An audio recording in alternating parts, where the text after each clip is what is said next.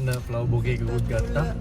ඊට පස්සේ gold coin එක ලෝගෝ එක ගහලා ඊට අමතරව මේ පැත්තෙන් නමත් ගහලා කාමාර කැරට් 22 ගෝල්ඩ් කොයින් එකක්.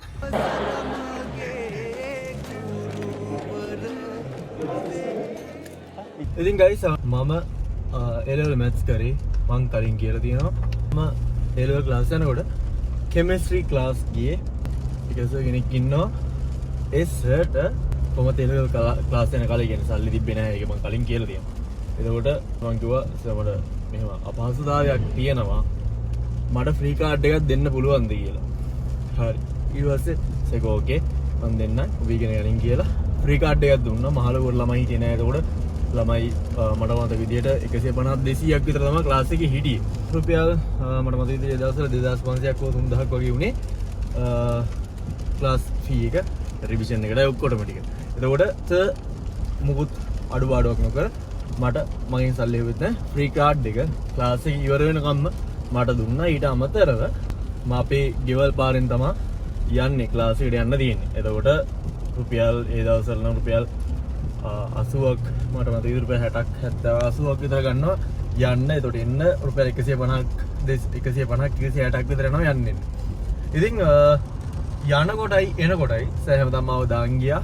එද්දි ආපහු එක්කගෙන ආවා. ඉතින් ෆ්‍රී කාඩ් එකත් මට දීලා තිබ්බා.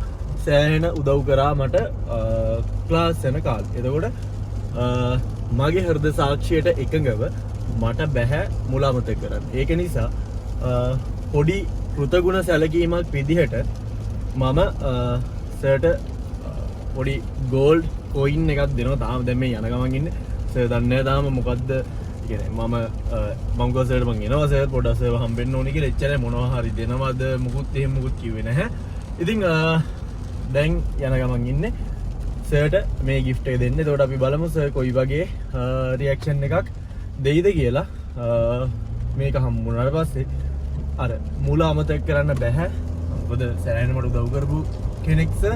ඉතින් මේක සර්ට පොඩි ගිෆ්ට් එකක් මාව මතක් වෙන්න මාව මතක හිටින්න. ඉතින් මහා ලොකු වටිනාකමක් නැහැ කොයින් එකේ පවුන් පවුන් එකමාර විතර කොයින් එකක් ගෝල්ඩ් කොයින් එකක් මහා ලොකු වටිනාකමක් නැහැ. හැබැයි කැරට් 22 සර්ට මේ ගිෆ්ට් එක දීලා බලමු කොයි වගේ රියැක්ෂන් එකක් සර්ගෙන් හම්බෙයිද කියලා. ගෝ.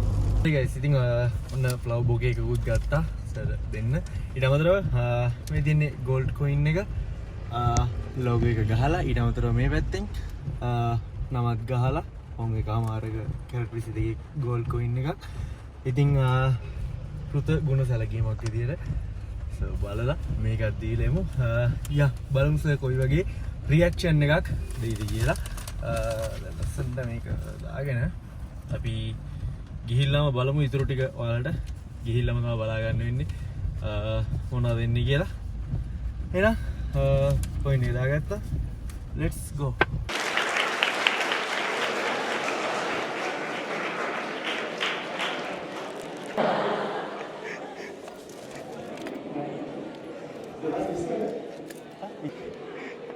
thank you මේ අයියා ඔයගොල්ලන්ගේ දිස්ත්‍රික්කය හරි අයියා පොඩි වයසකදී ලොකු අසුබක් ගන්න.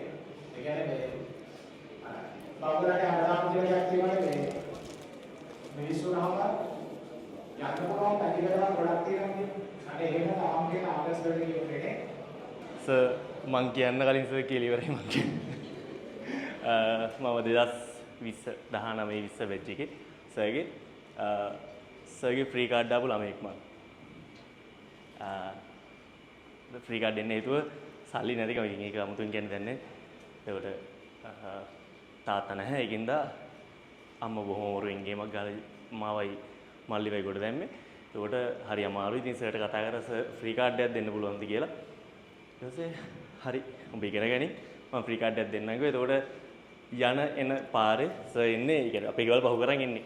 රුපියල් 70ක් වගේ යනවා මෙහෙට එන්න. ඒතකොට යන්න 70යි 140ක් 150ක් යනවා බස් එකට. ඉතින් ඒ 150 ඉතුරුයි. එතකොට ඔය 100 රයිස් 150 රයිස් තාම දෙනවනේ. මේ වැත් තියෙනවනේ. ඔය උතන එහා පැත්තේ කඩේ තිබ්බේ. එතකොට මේ ඒකෙන් ඉතින් එදා සෙන්සුරාදා උදේ ඇවිල්ලා සෙන්සුරාදා හවස තමයි යන්නේ. එතකොට දවල් කෑම වේල බස් ගාස්තුවෙන් ෂේප් කරගන්නවා සර්ත් එක්ක ගිහිල්ලා ඇවිල්ලා එහෙම. ඉතින් මම කෙමිස්ට්‍රි වලට ආස වෙන්න එකම හේතුව මේ සර්. මම හිතනවා ඔයාලා හොඳම දැනකට හරිම දැනකට ඇවිල්ලා තියෙන්නේ. කෙමිස්ට්‍රි වලට ආස වෙන්න ආදරය කරන්න එකම හේතුව සර්.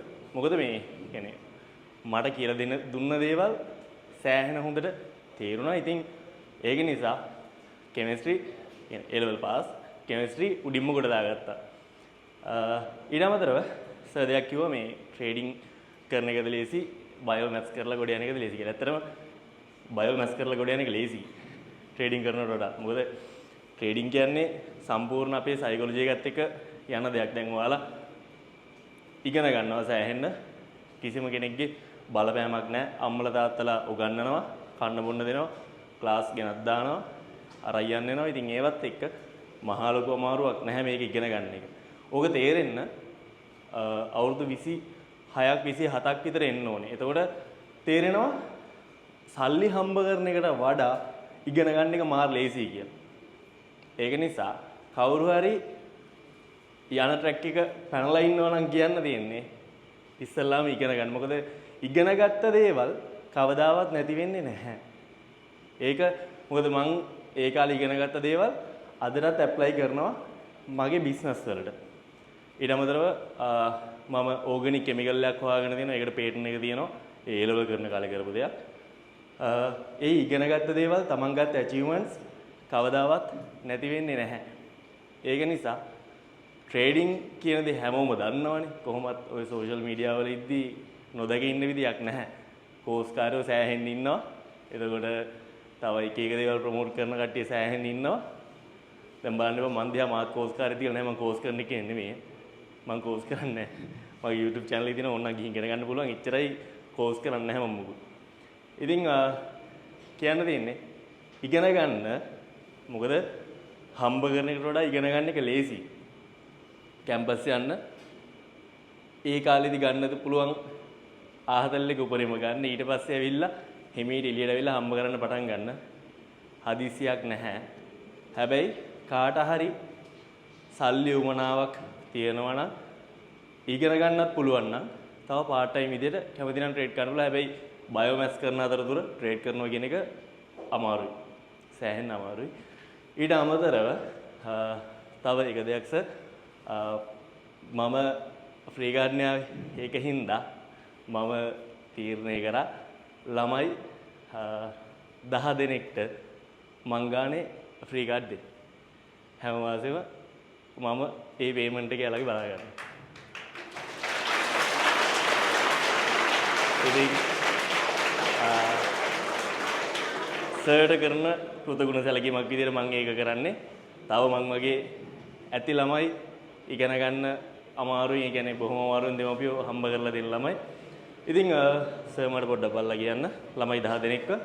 ඒ ළමයි 10 දෙනාට ඔයාලගේ ක්ලාස් ෆී එක මං ගානේ දෙනවා ඔයාලගේ A level ඉවර වෙනකම්. එහෙනම් මහලෝ දෙයක් කියන්නේ නැහැ. Thank you.